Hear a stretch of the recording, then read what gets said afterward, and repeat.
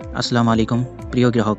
আমরা কিভাবে বিকাশের মাধ্যমে টেলি রিচার্জে টাকা এড মানি করব সেই নিয়মটা আপনাদেরকে দেখিয়ে দিচ্ছি। তো আপনারা টেলি রিচার্জ অ্যাপসে প্রবেশ করবেন। হোম মেনুতে চাপ দিবেন, দেওয়ার পরে এড ব্যালেন্সে ক্লিক করবেন, মেইনে সিলেক্ট করে দিবেন, কনফার্মে চাপ দিয়ে দিবেন। যেহেতু আমি বিকাশে টাকা পাঠাতে চাচ্ছি, আমি বিকাশে 50 টাকা লিখে দিব। তো আমি 50 টাকা এড ব্যালেন্স করতে চাচ্ছি। তো এখানে নাম্বার দেওয়া রয়েছে, নাম্বারটা কপি করবেন। কপি হয়ে গেলে আমরা ডাইরেক্ট বিকাশে চলে যাব। বিকাশে যাওয়ার পরে আপনি বিকাশ থেকে সেন্ড মানি অপশনে ক্লিক করবেন, করার পরে নাম্বারটা এখানে ছেড়ে দিবেন।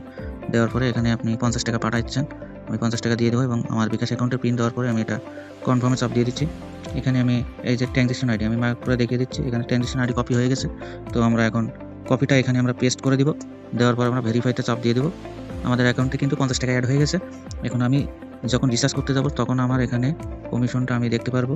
তো ধরেন আমি 100 টাকা রিচার্জ দিব, এখানে আমি কমিশন পাচ্ছি হচ্ছে 3 টাকা 2 পয়সা। মানে আমি 1000 টাকা লোড দিলে আমি 32 টাকা কমিশন পাচ্ছি। সেমভাবে আপনারাই দেখতে পারবেন এখানে আপনি কত টাকা কমিশন পাচ্ছেন। ধন্যবাদ সবাইকে। পরবর্তী ভিডিও পেতে অবশ্যই আমাদের টেলি রিসার্চ অফিসিয়াল ইউটিউব চ্যানেলটি সাবস্ক্রাইব করে রাখবেন। পরবর্তী ভিডিওর জন্য অপেক্ষা করুন।